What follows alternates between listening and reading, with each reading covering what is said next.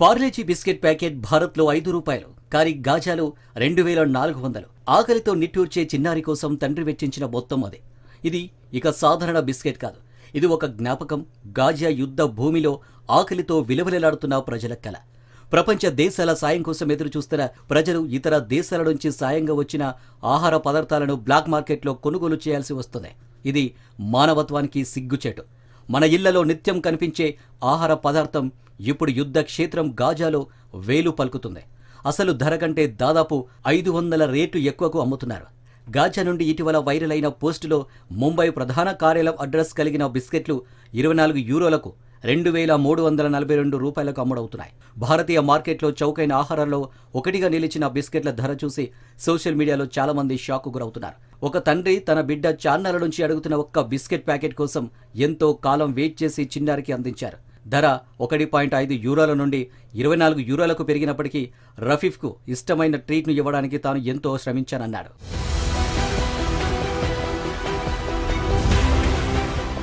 October 2023లో యుద్ధం తీవ్ర రూపం దాల్చడంతో గాజాకు ఆహార సరఫరా పూర్తిగా దెబ్బతింది. ఈ సంవత్సరం మార్చి 2, మే 19 మధ్య ముట్టడితో పాలస్తీనా ప్రాంతం దాదాపు పూర్తిగా కార్నర్ చేయబడింది. పరిమిత సంఖ్యలో మానవతా ట్రక్కులను అనుమతిస్తుండటంతో తిండి లేక గాజా వాసులు అలమటిస్తున్నారు. అంతర్జాతీయ ఒత్తిడి తర్వాత వారికి ఆహారం అందుతుంది. గాజాలోని రాజకీయ మిలిటెంట్ గ్రూప్ అయిన హమాస్ సహాయాన్ని స్వాధీనం చేసుకుంటుందని ఇజ్రాయెల్ ఆహార పంపిణీని నిలిపివేసింది.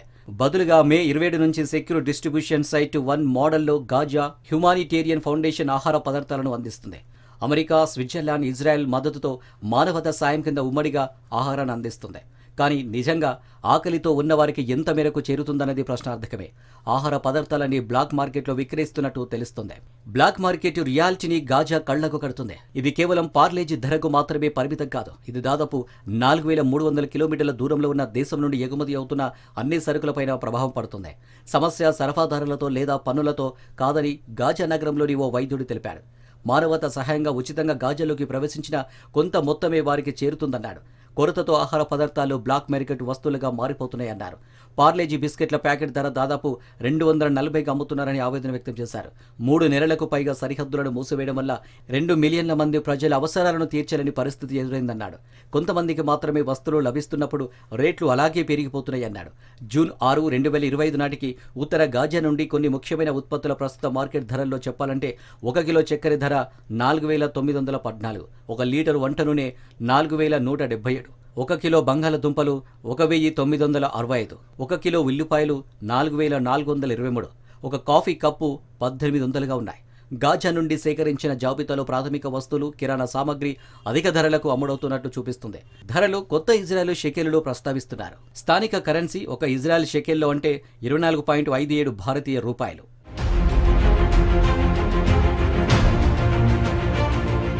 పార్లేజీ ప్రపంచవ్యాప్తంగా ఎందుకంత పాపులర్ అంటే దాని ధరే అందుకు కారణం. బరువు తగ్గినా ధర పెరగకుండా తనను తాను పీపుల్స్ బ్రాండ్గా ఎస్టాబ్లిష్ చేసుకుంది. 1938లో ప్రారంభించబడిన ఈ బిస్కెట్ భారతదేశ స్వదేశీ ఉద్యమ సమయంలో ఎలైట్ బ్రిటిష్ స్నాక్స్కు స్థానిక ప్రత్యామ్నాయంగా పేరు సంపాదించుకుంది. ఎవరైనా కొనుగోలు చేసే వస్తువుగా బిస్కెట్ గుర్తింపు పొందింది.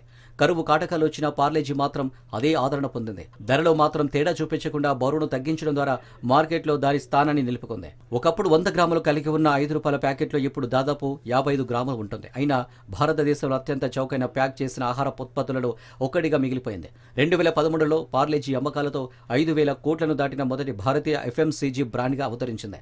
2011 నాటికి ఇది ప్రపంచంలోని అత్యధికంగా అమ్ముడైన బిస్కెట్ అని నిల్సన్ తెలిపింది.